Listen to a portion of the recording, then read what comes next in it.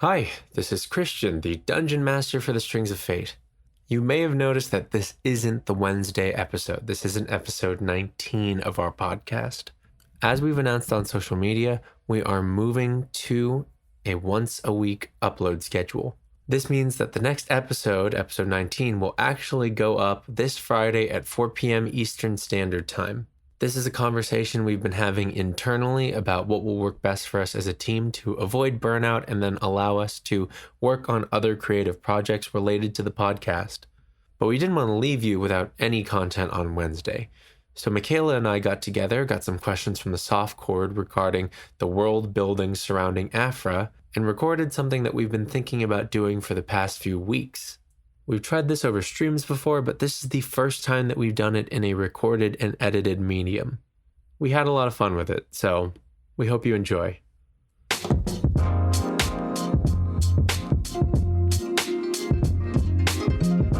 Hello, everyone, and welcome to our first episode of SOFTalk. First one. The first one. Inaugural SOFTalk. Inaugural. Wow. I know, pretty fancy. big word. Pretty good word. I like that. That's fantastic. Today, we will be sitting down and exploring the lore and the world of Aphra, which is, for those who don't know, the world that the Strings of Fate play in. Fantastic. I'm very excited to finally give people a little bit more details about what it looks like. And I'm very grateful to be able to talk about it and have people listen. So let's start with a nice basic question, which is, since, for those who don't know, our campaign was originally set in Waterdeep and we had to rename everything, where does the name Aphra come from? What does it mean? And is there any meaning behind it? I saw this question and I was very... I felt bad because I was like, oh, there's supposed to be meaning.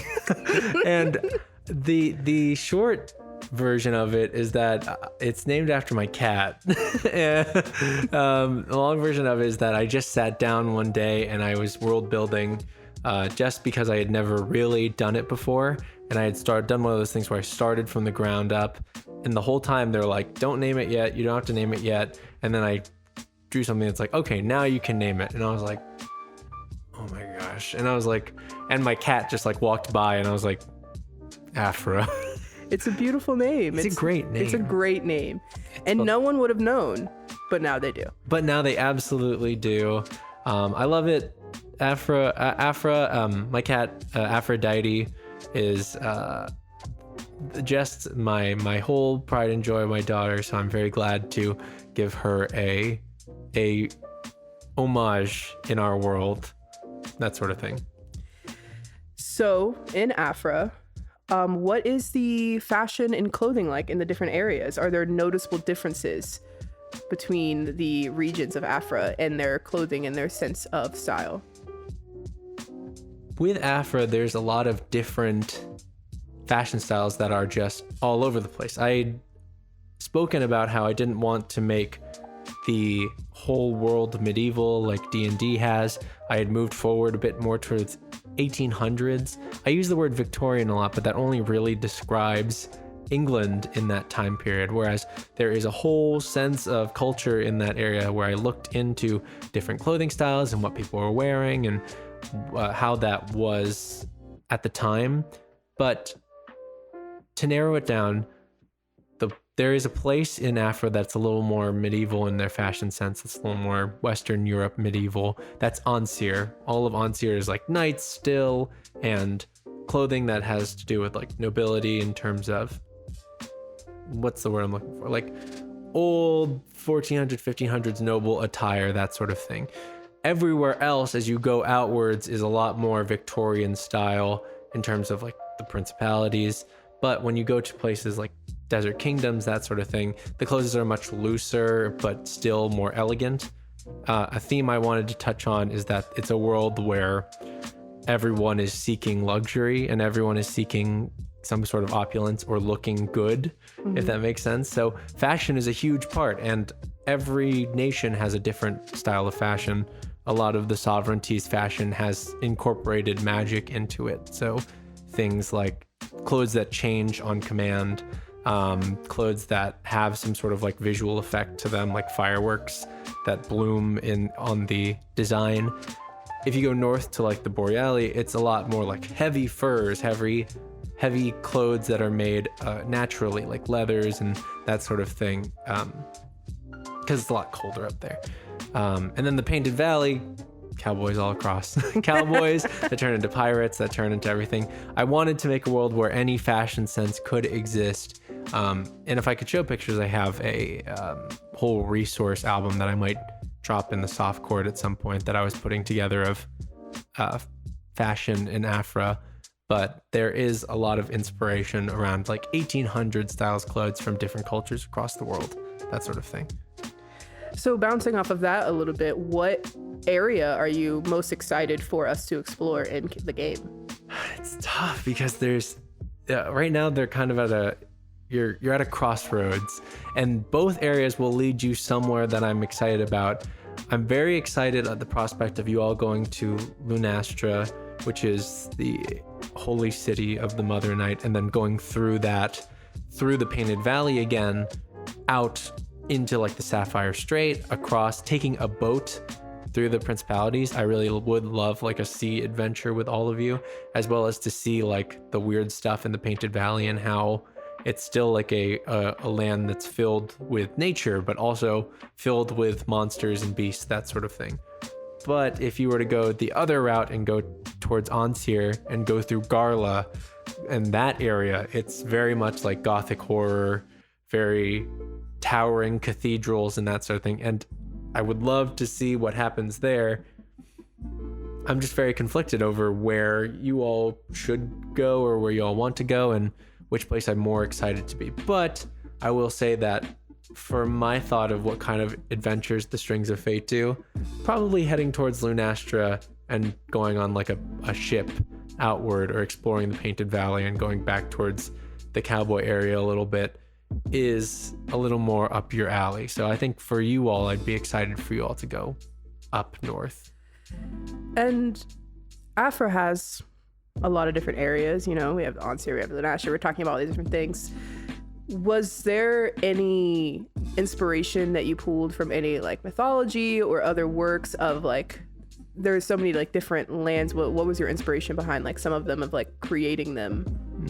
I think with a baseline, I started a lot from the conflict I wanted to display with Aphra, which it started as a campaign where the north is an area that nobody's allowed to go because it's dangerous or people don't go anymore, but the south is an area that's very quickly becoming industrialized. And basically the conflict I wanted to display with Aphra was a lot of imperialism, and that's where a lot of like the nations come from. Like Ansir has to do with like religious monarchy and that sort of structure and how that affects the people within it, and the outward nations, like the pressure it puts on the outward nations. Whereas the Varan Principalities is like rampant industrialization and imperialism through commerce and that sort of thing. And then there are a few bastions where that isn't the case, but maybe there was a complicated history between the beginning of a nation and what happened. So more so than mythology, I based Aphra more on like the problems that would arise from each nation. In that there's very few large like nations where I'm like, these are the good nations and like this is the good government structure, that sort of thing. They're all fighting for their own ideals, and because of that, a lot of them, not all of them, but a lot of them have at some point or another messed with someone else's land or taken something from someone that didn't belong to them, and they continue to, you know, push their ideals and push who they are. So, you know, Ansir fights for religious supremacy, Varan fights for capitalistic supremacy, the sovereignty fights for the advancement of magic as an art, but also is built on land that isn't theirs. And the Boreali are up there. They have always been in that land. They fight for their own ideals, but at the same time, there's pressure from the outside to change who they are. And the Primeval Wilds over in the east are surrounded by two nations that do not like their existence and also like fights against everything they believe in. So I built it around conflict. I built it around this idea of conflicting interests and this idea that the world is changing. And because the world is changing, there's going to be a push by the people who have power. So a few people asked questions about what pantheon we're using and do gods play a large part in the world that we are in? In Aphra, do gods play a large part? Is that a common theme between all of the nations?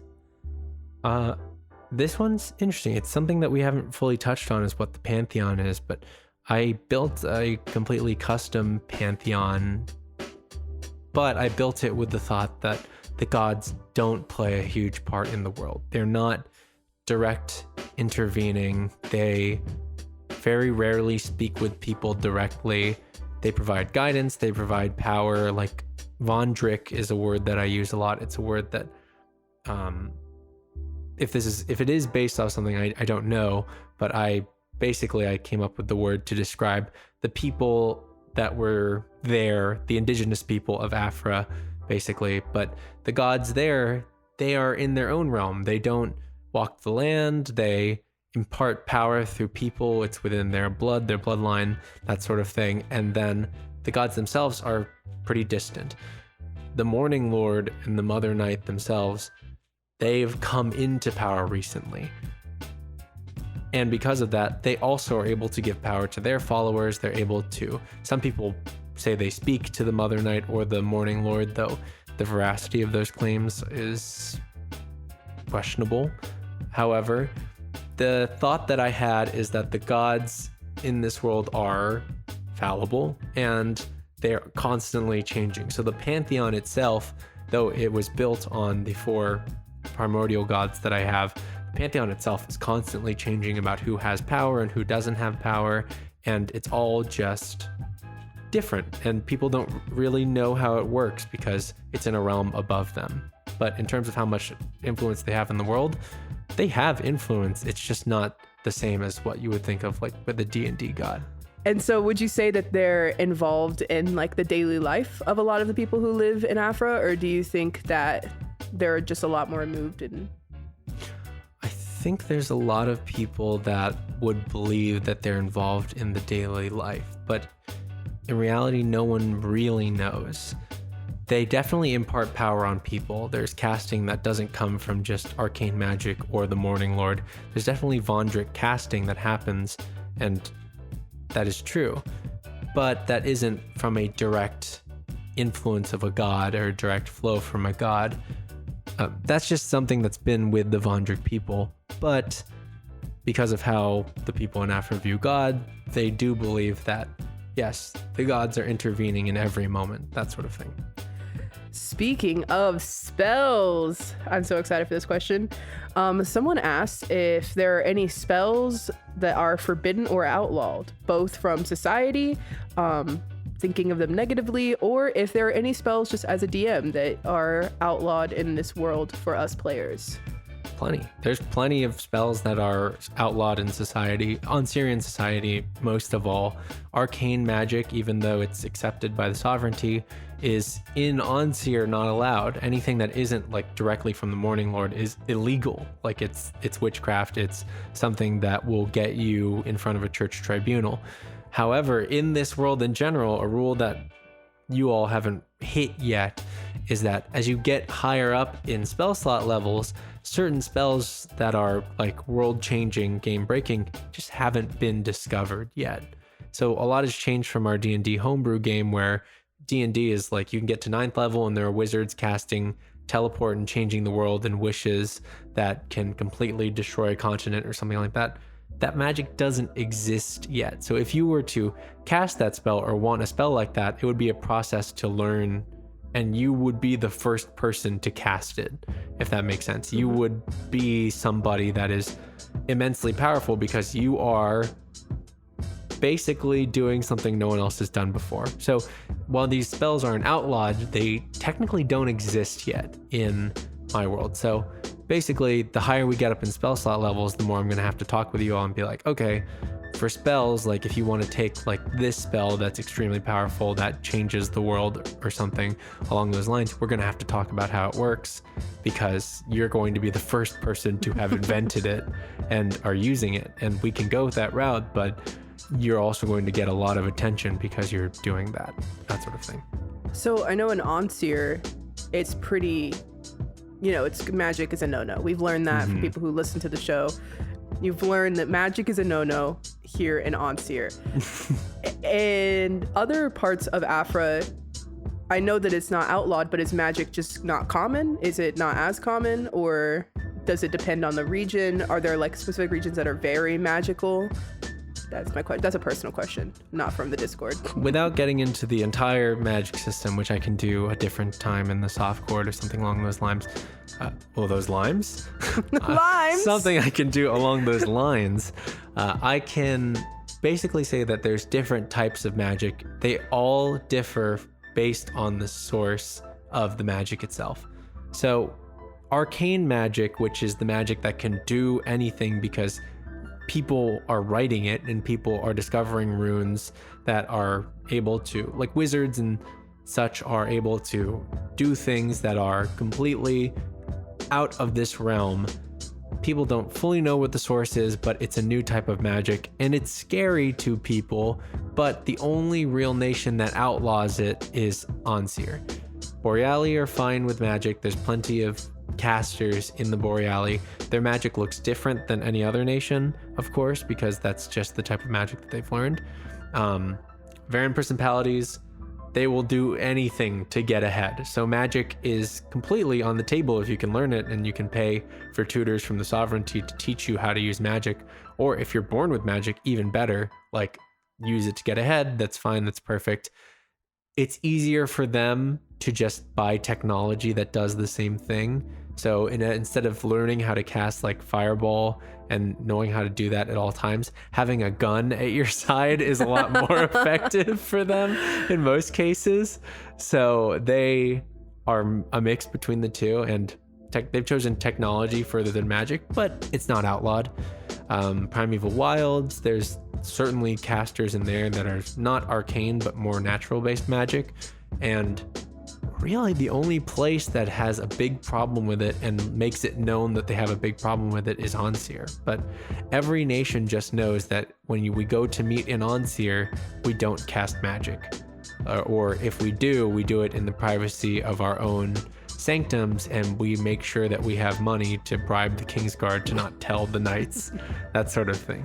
So in terms of the view of magic, it's common. It is common. Onseer's trying to make it uncommon. Yeah, fuck Onseer. All my homies ate on 8. All my homies hate Onseer. So, diving deeper into Aphra, what kind of monsters inhabit Aphra?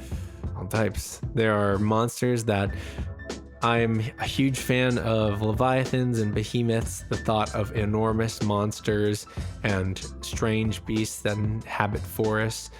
There certainly are different places with different locales and thus different monsters, but I believe like the sea to the north of Aphra is filled with like literal enormous creatures.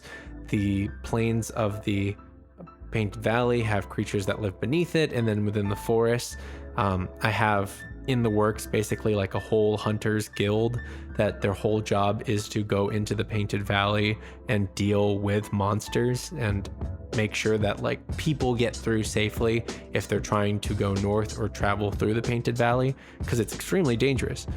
But monsters themselves in like the different nations, they're fairly standard the closer you get to cities. So like wolves and the occasional troll, or one or two, what's the word I'm looking for?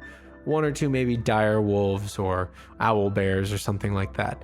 But the further you get north and the further you get into like the waters and stuff, or the further you get into like jungles or uninhabited desert, the more that untouched magic has affected the monsters, and the more fantastical the beasts get, and the more strange and horrifying they get as well.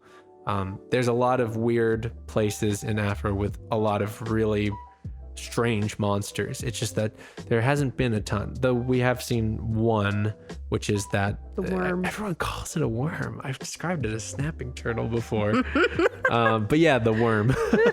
He's like, but sure, yeah. But sure, yeah. The worm was one of those creatures that is just inhabiting the plains of the Painted Valley. And that one was really cool. I like that one. It was tough. It was a tough fight. I like that it went underground. There's much more of those, if that's what you like. If you want to fight stuff that goes underground, I got them. I mean, I don't want to. Love to just hear about it. Definitely don't want to fight it. It was kind of cool in concept. Mm-hmm. Someone asked if we could learn a little bit more about the Godsworn Forest.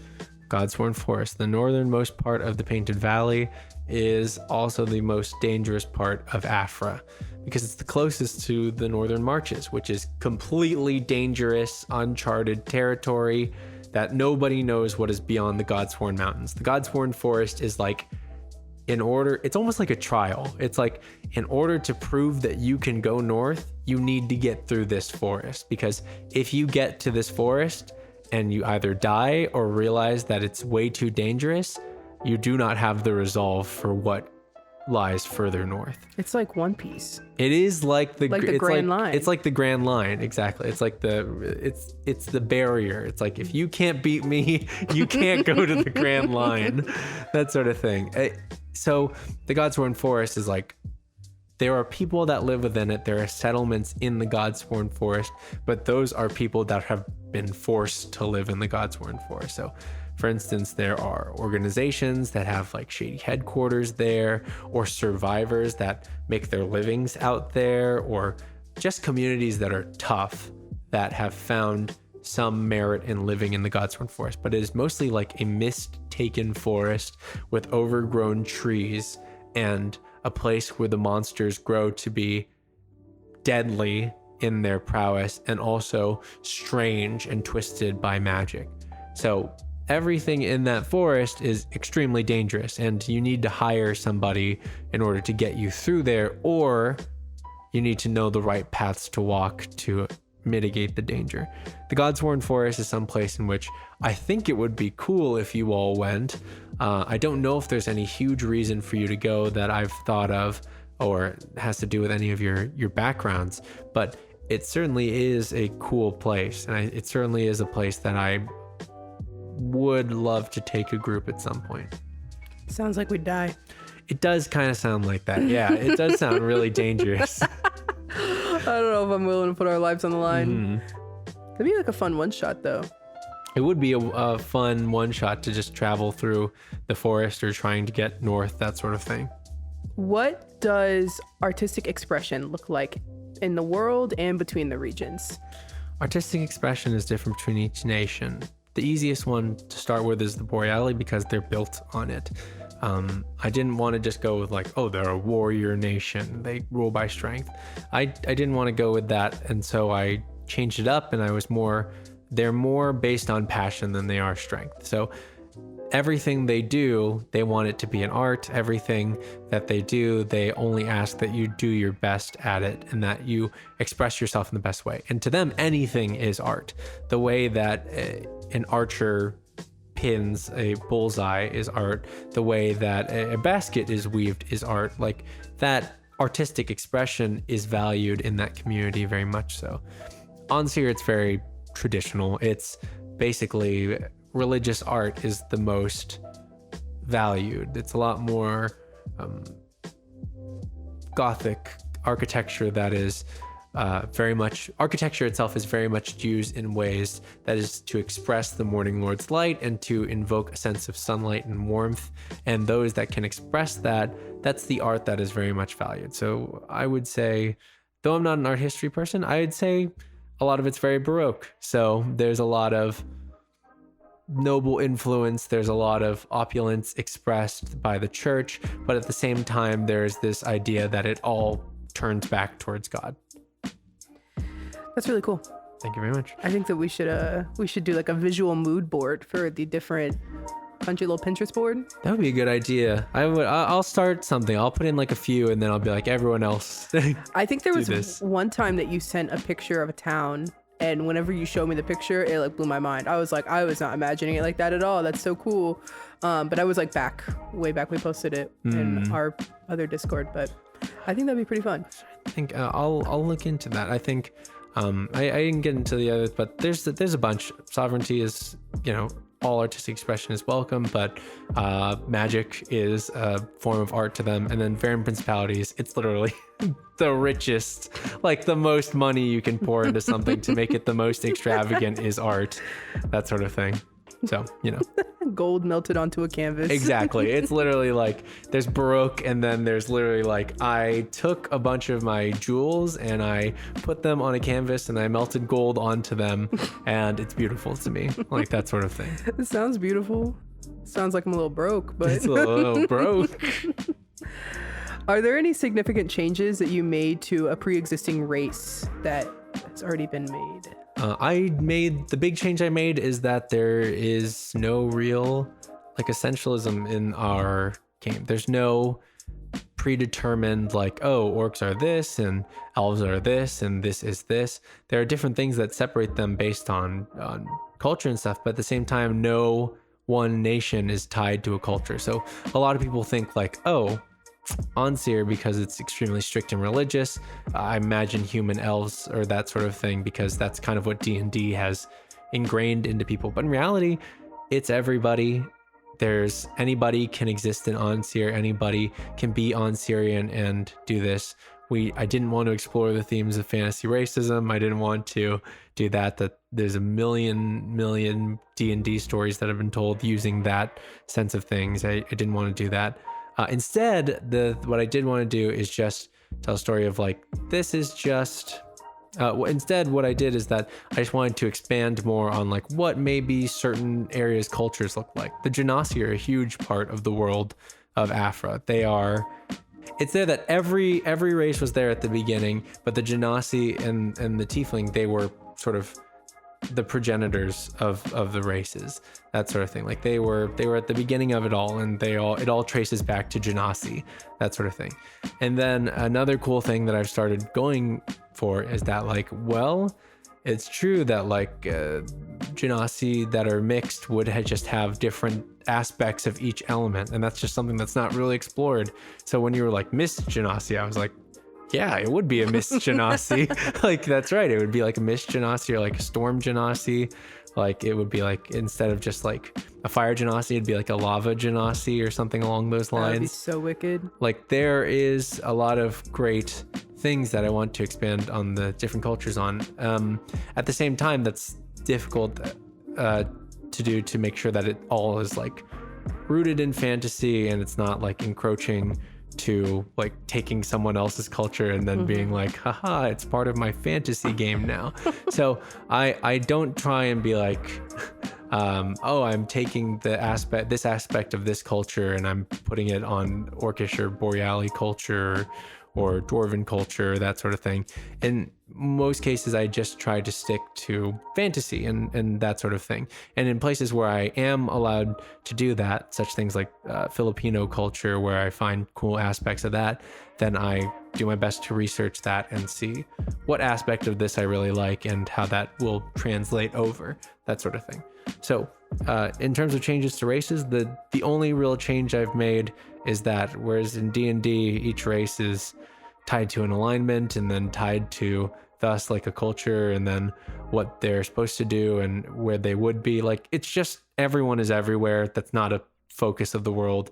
The focus of the world is not that like the orcs are against the humans or the elves are against the humans or the humans are against tieflings or that sort of thing. It's just that everyone is together, everyone is a part. It's their culture that defines them. Is there any lore or anything else that you think that everyone should know while listening, or just something you think might be cool?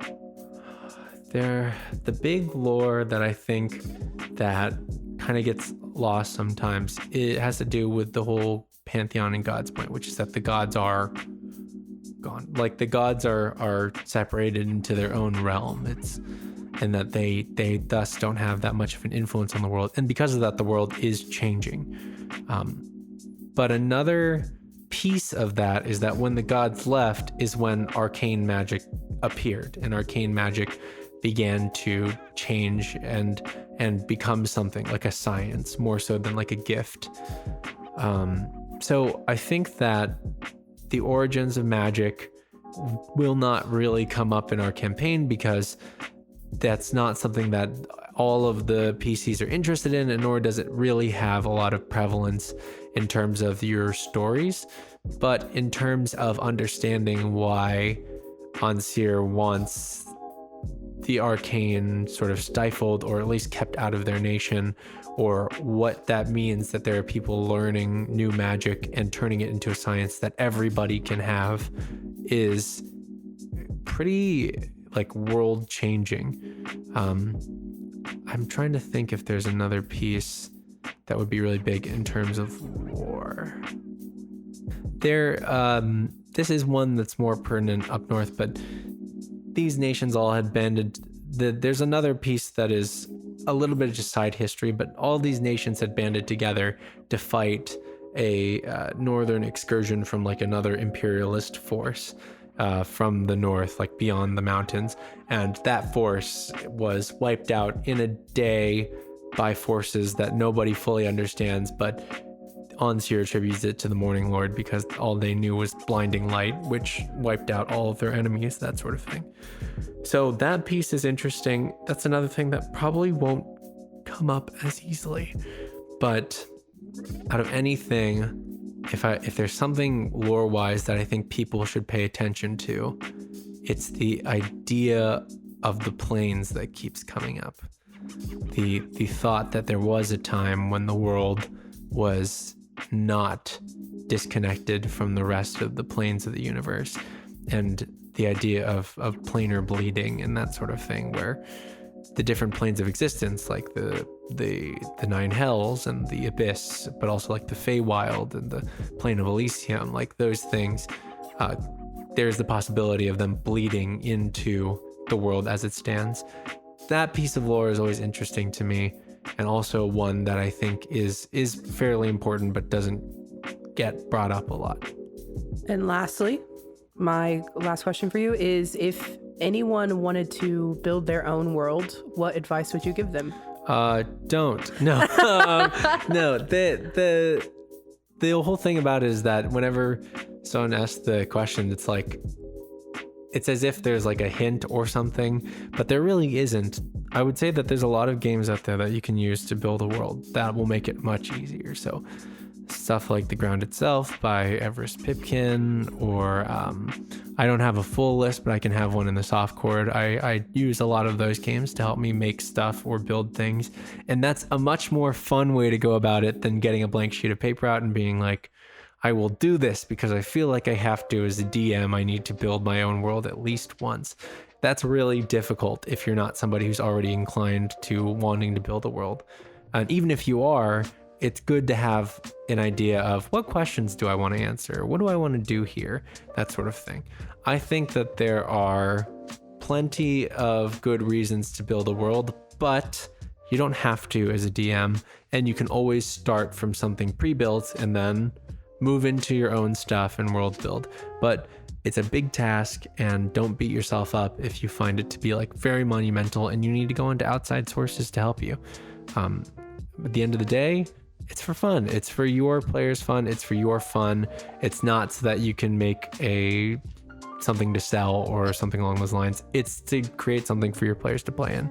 So have fun. Don't be afraid to use a game or a pre-written thing to help you make it, and start small, go bigger from there. Don't start huge and then try and go smaller. Well, thank you so much, Christian. Thank you so much for having me. Answering all these questions on our first ever SOFTalk. Thank you everyone for listening. And if you were like listening to this and expecting it to be an episode, I'm so sorry. There will be an episode coming out this Friday at 4:00. Mm-hmm. Make sure if you're not caught up, you'll want to get caught up. You absolutely don't want to miss this one. If you are wondering where we got these questions from, we actually got them all from our Discord server. So if you would like to join and possibly get the opportunity to ask us a question next time that we do this, you can join our Discord. The link will be in the description or on our social media profiles. Anything else? Anything else? I think that if you join the SOFpod, there's going to be definitely periods of time where all of us are speaking with each other and answering questions from the chat. They're fairly unplanned and they're surprises. So you got to be in the SOFpod to actually know when it's going to happen and know when it's happening so that you can hop in and listen to us ramble or ask questions or talk about the world, that sort of thing. But other than that, I think that's all for me. Well, thank you guys so much for listening, and I hope you have a great day. Have a great day.